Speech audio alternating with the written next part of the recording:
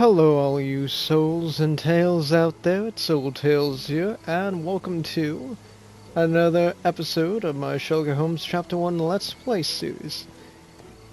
And a wonderful night of Cardona, just look at that moon. Okay, well, let us give a little refresher to those who did not see episode 6. We as Sherlock Holmes had to disguise herself as a Turkish worker who is pro-British. So we did that and free-filled everyone with this marvelous disguise that you can clearly tell Sherlock is definitely not British. He's not a proper Englishman. But I digress. We then had to discover the tomb of Vitus Lamonius so we can see the suspect's, personal table without him knowing.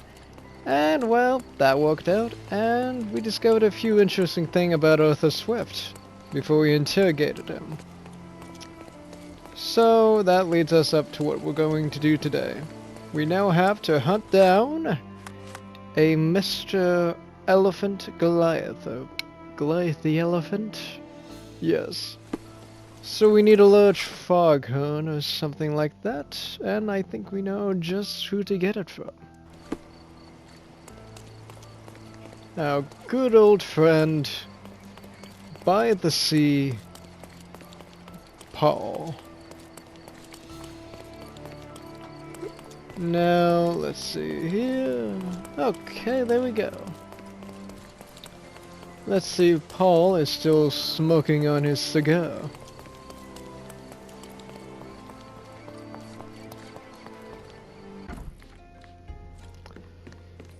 Hello, Paul. Cheerio and all that. Okay, he's still smoking on his cigar. Okay. Well, don't mind if I use your foghorn. It might fool an elephant. Mrs. Nini seemed to know her sewing inside out. I bet she missed us. I hope Miss Nini won't misunderstand me. Let's hope not. But before we visit Miss Nini, let us dress back in our proper attire. There we go. Okay. Miss Nini, don't worry, the Doge of Venice is coming. And if you have questions about what the Doge of Venice is, I recommend you watch episode number 2. Because I tell you, interesting things happened. Okay.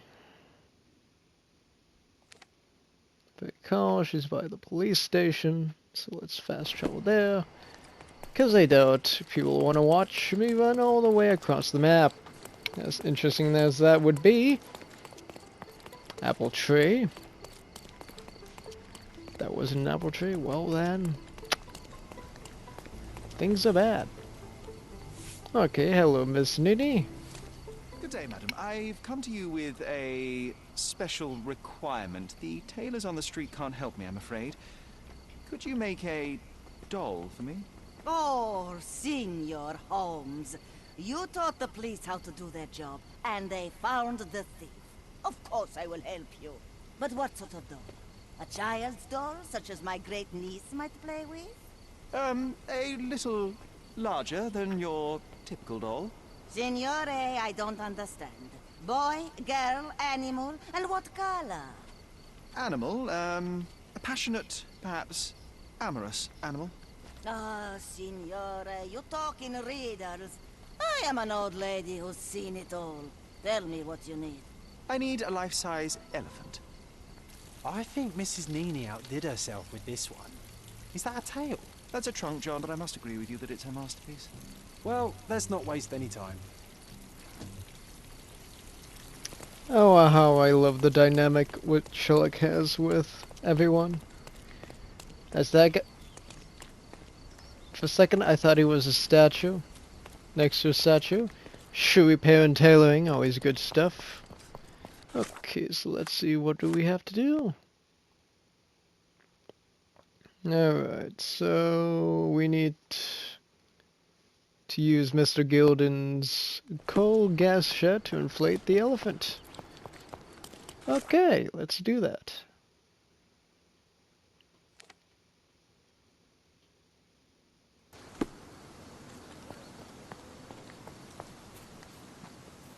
speaking of which, I should really say how I do love the detail of this game so far. It is beautiful. It's not the best graphically as some people desire, but you know what? There really is a charm to this game, as there is with Sherlock stories, books, games, movies, TV show, that dead body. Okay, maybe not the dead body. But they're still they're still photographing that dead body, I mean, really? It's been 3 days? Okay, let's do this. The hunt is on, as they say. The game is on. So, what's the plan? I hope it all doesn't go horribly wrong. We know that the elephant is seeking a female. We can arrange that. A doll with the appropriate scent might do miracles. So, you're a marriage broker. Well, I suppose that makes me a groomsman. Oh, she is a bit breezy, I must say. Well, Goliath is eager for a single female elephant in his area. It should be just enough for his taste. You'll need to trust me. Are we ready? I can't stand the tension. We're ready. Let's call the elephant. Okay, here we go. It's showtime.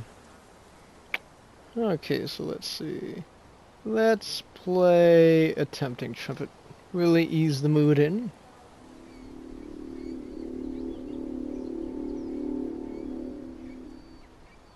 How could anyone resist? Oh boy. Well, if anyone needs a pickup line, there you go.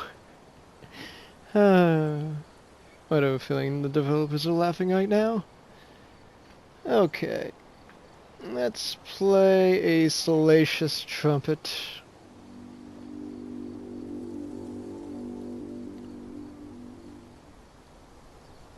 I knew a lady once who said just that. Did you now, John? Interesting. Very interesting.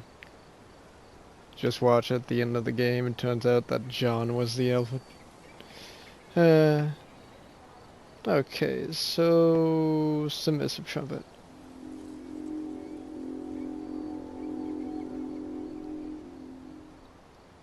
Too bad I'm not an elephant. Too bad, John. Too bad. Just imagine Sherlock and the elephant dynamic duo. Oh. Sorry there. That would print. Okay, let's try impatient trumpet since it's taking Goliath a bit longer to get here.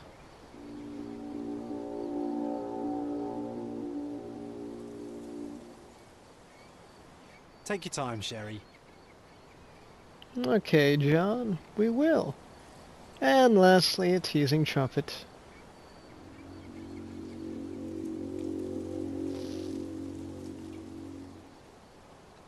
That deserves a slap. And then a kiss. And here's our lovesick friend.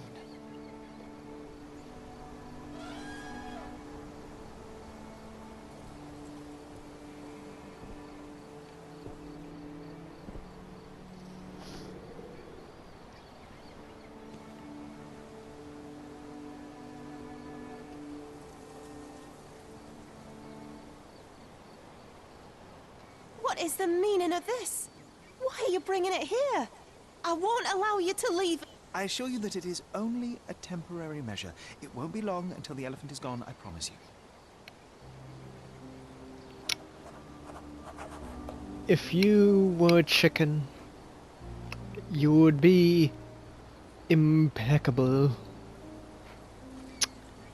I don't know which one's worse.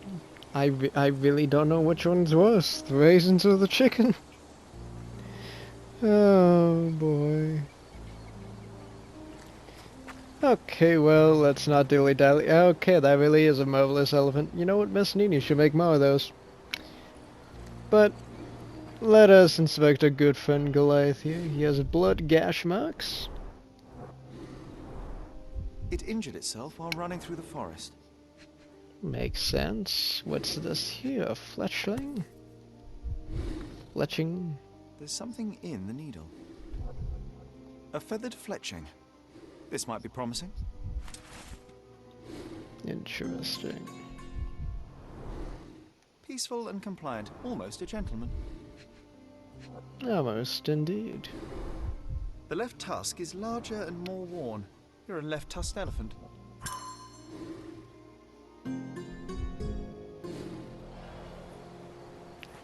Okay, let us consult the casebook. Dirt found on the elephant. I found a dirt lodged in Goliath's side. There's a faint trace of an unknown substance to it. Well, let's do a chemical analysis and find out what it is. Chemistry. Such a fun activity. Okay, so we need the 3 there, -5 there, 2 there. We need 2 of these. And, let's link that there. So -3, that's a 3 there. Combine, and there we go. There were traces of strychnine, however you want to say it, I'm probably butchering it, inside of it. This amount could kill a human, but was not enough to tell for such a large animal. Instead, it most likely aggravated the elephant, causing a fit of rage and a burst of strength. Interesting. Poison dirt. Both Arthur and Paul owned darts. Both Arthur Swift and Paul Perks had the means to shoot the elephant with the dart. Third party protected Theodore. I don't think that's it. Because when Theodore turned around, he was like shocked to see someone there. Third party used Goliath. They deliberately shot a poison dart at Goliath to provoke into attacking Theodore Gilded. Poison dart, fatal battering. Goliath may have been provoked. The dart shot at Goliath may have provoked the beast into a violent rage. Theodore Gilden Goliath may have killed Theodore. The elephant Goliath may have attacked Theodore Gilden in order to break free. Well, it's definitely not the second one. Paul Perks killed Theodore Gilden using Goliath. Paul used a nail gun with a poison dart to provoke the elephant.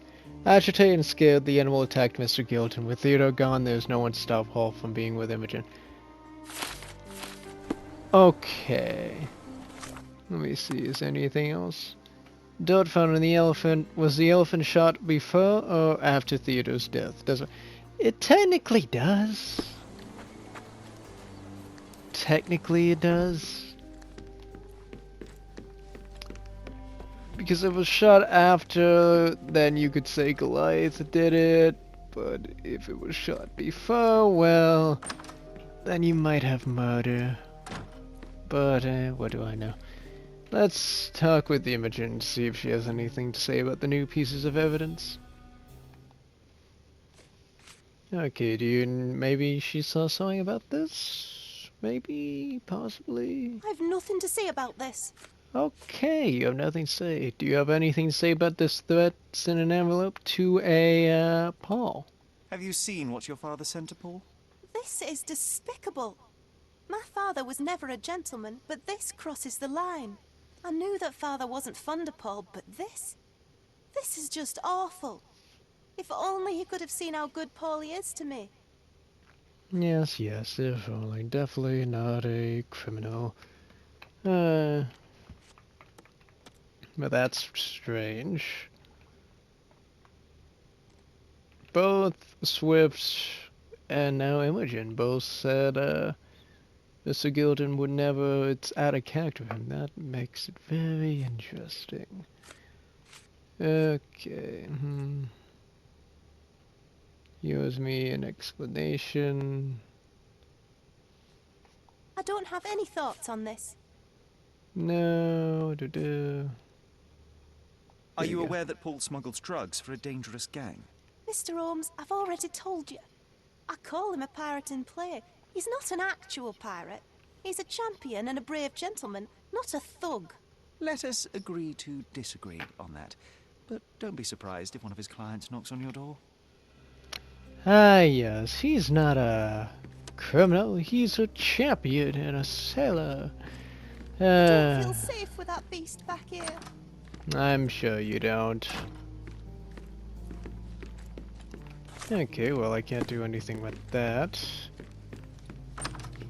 Still some evidence, but what am I supposed to do with this? Like, that's as far as I can get. It tells me it was used frequently to watch. So maybe someone up here shot it, but then I don't know. Oh well. Imogen was shocked to see how far her father's threats went. Imogen doesn't want to believe that Paul could do something like this. Ah, you know what they say, love is blind.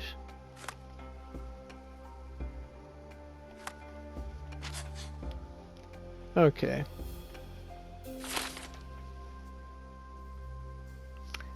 I think it's Paul. For the main reason that Paul had more motive than Arthur. Yes, you could say that Arthur killed Mr. Gilden to protect his dig site. However, he still had like, what, 6 months left, and I doubt Arthur was that, like, he was probably getting there, but I doubt he was that urgent to kill Mr. Gilden then. Second of all, Paul had more motive. And Paul was at the property a lot more than Arthur Swift ever was. Also keep in mind that that letter, I believe that that letter was forged, because both Arthur and Imogen are surprised by Mr. Gilden's angry tirade in that letter. Another thing, when we asked where Paul was, he said he was at the doctor. However, we can't speak to said doctor, so Paul really doesn't have an alibi. And all this, unlike Arthur Swift does. Lastly, when we were asking about, well, not lastly, but when we were asking about the dots, we asked, could this be enough to kill a human? And then he says this, and I quote, "To be honest, I don't know. I haven't used it on any human yet." Destruction and trampled ground. Like, why would you say that? I haven't used it on a human yet. Like, oy vey. And then when we were telling him Mr. Gilden died, he was like, oh, did he get crushed by an elephant? That's something very specific. Now, while he does know Mr. Gilden had an elephant, it's like, you know, it's very ironic you would say that. We can't get into this little thing over here, so yeah. Well, let's go arrest Mr. Paul and watch Imogen's hate attack us. Paul Parks is an egotist with no regard for the lives of others who built an entire career on lies and deception, and orchestrated the death of Theodore Gilden. Using his own pet, Cardona will be safer without Paul roaming free.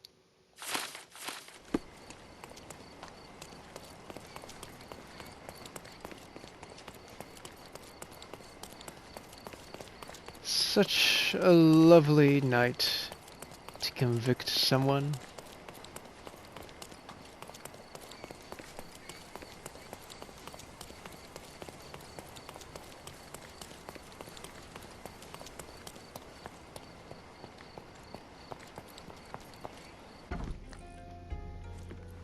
Another thing, Imogen was packed the day of her father's death, which is kind of strange. Why? I don't know, someone would be packed on the day someone died. It's like, well, there could have been a third party.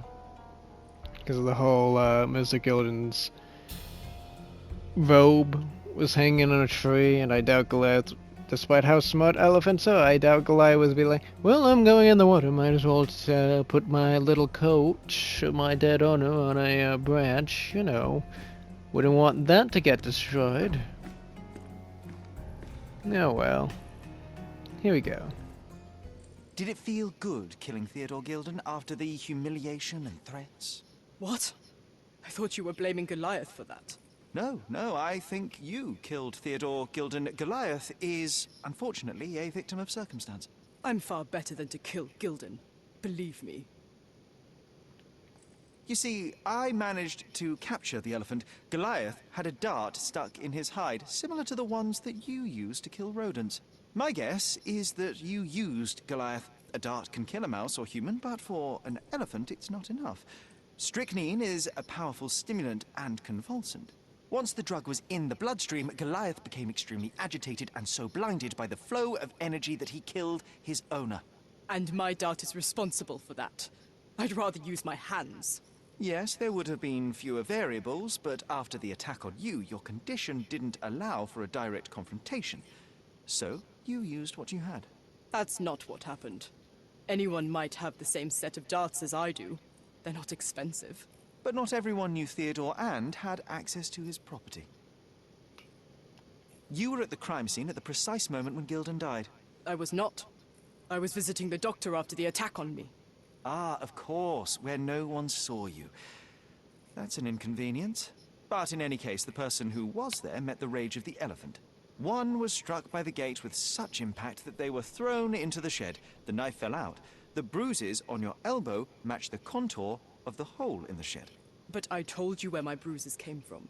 And I heard you, but you didn't catch my words. A bosun's knife was found there, a very specific tool commonly used in your field. That's only your assumption. I was never there. I mean, I was, but not when this happened. I can understand why you killed Mr. Gilden. He saw you with his daughter. He checked up on you, yachtsman, smuggler, and a woman. He went so far as to hire some thugs to attack you. Theodore knew your weakness, your career. He forced you into a corner. You're a survivor. You were prepared for the worst, but Theodore surpassed even your worst-case scenario. So you responded accordingly. I've earned everything myself. Every victory, every trophy, every mangir. I achieved all of it without murder. I don't need to kill in order to win. And you weren't afraid that he would reveal your secret to the owner of the yacht club or your competitors? I can control my fear. Trust me, I wouldn't have become a professional athlete otherwise. I revealed many truths and lies concerning Gilden. One banal fact is that he was a bitter and angry man who acted according to his own desires and impulses. Such people are dangerous, they are unpredictable, and value their own comfort more than anything and anyone. The same as you, Paul. Are you out of your mind? You're a gambler, smuggler, and actor. You indulge your self-importance. Such egocentricity and impulsivity is frightening. I won't allow you to play with someone else's life. You are under arrest. Wait. At least tell Imogen. Tell her where I am. I think she deserves a space without you. I've heard you can gamble on racing in prison, only it's rat racing. No yachts. Goodbye, Paul. Why did you pick my Paul? Out of all the people on this island. Just when I needed someone I could rely on. Believe me, I saved you. I found the true murderer. Would you really choose to live with the person who took your father's life? You took away the pillar I was relying on. Paul was my only hope.